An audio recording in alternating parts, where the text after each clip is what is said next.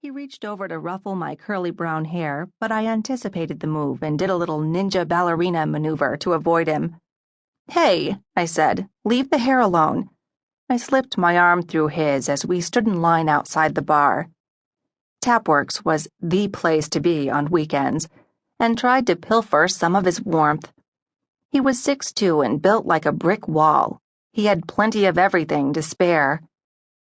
As I craned my head to study the people in line, dressed up in their casual best, I suddenly caught a glimpse of Henry, his face partially lit by the soft glow from the bar's windows.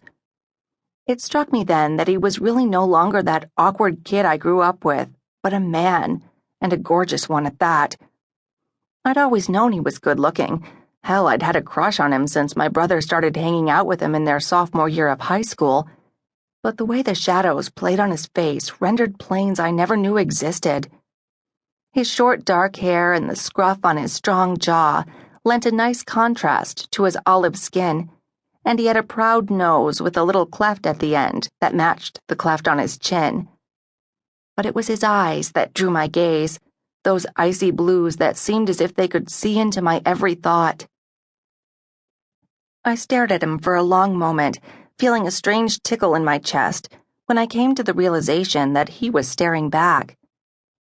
"You okay, Elsie?" he asked in that husky, gravelly voice of his. Had he always sounded so sexy? I gave him my best sunny smile, shaking off the confusing feelings that had snuck up on me. "Just wondering why you don't have a girlfriend."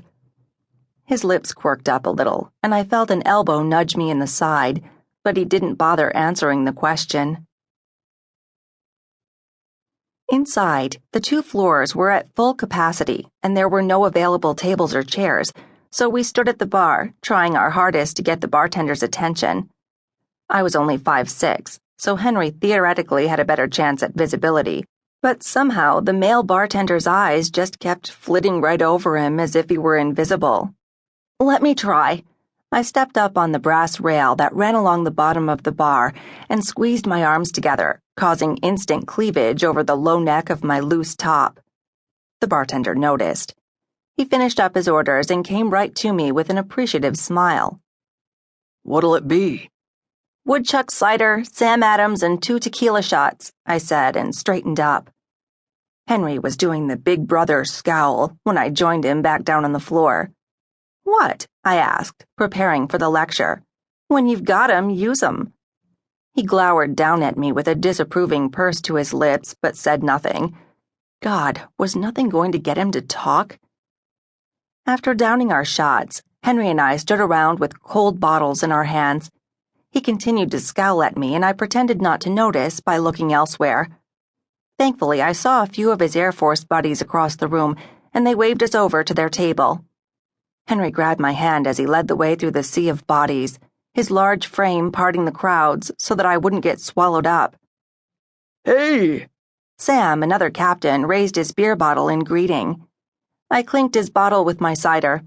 Henry gave a cool little jerk of the head and said, "Hey, man." The 2 men exchanged a silent look before Henry gave the slightest shake of the head. Sam's girlfriend, Beth, gave me a hug before I could figure out what the guys were communicating. "How are you?" she asked. "Haven't seen you in a while." "I've been good. Busy," I said, keeping an eye on Henry. "You?" Beth started to say something, but the band began to play and cut her off. For a while, we all stood there and bobbed our heads to the rhythm of the rock group, all except for the stiff corpse beside me. Sometimes Henry knew how to really kill a good time, but as his friend, it was my duty to pull him out of this funk he was in.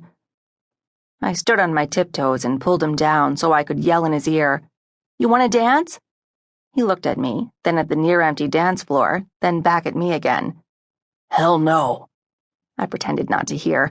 I grasped his hand with a cheeky smile and pulled him through the crowd and onto the dance floor. "I said no," he said and turned to leave.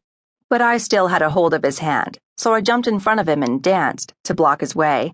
I pulled his arm around my waist and gave him my most seductive smile as I began to sway my hips to the music.